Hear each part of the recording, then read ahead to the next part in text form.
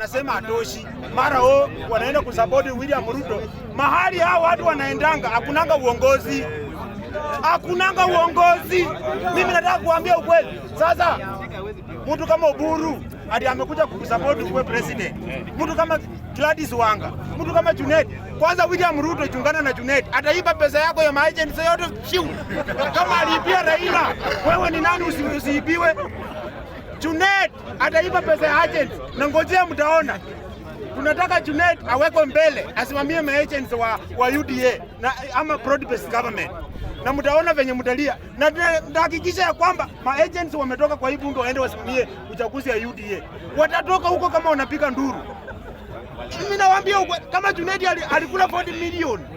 Sasa wewe wakati Raila alikuwa anasema huko wapi? Sasa mimi nataka kusema hivi. Uongozi ya 2027 ni kijana mdogo.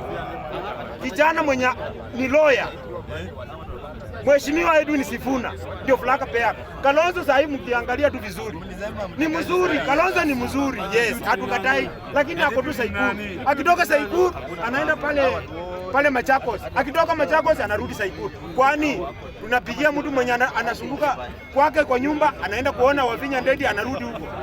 Hatuwezi kubali kitu kama hiyo. Sisi tunataka tutembee na mwanaume mwenye William Ruto akifanya hivi, yeye pia anamwangalia. Yasiwache kelele bwana.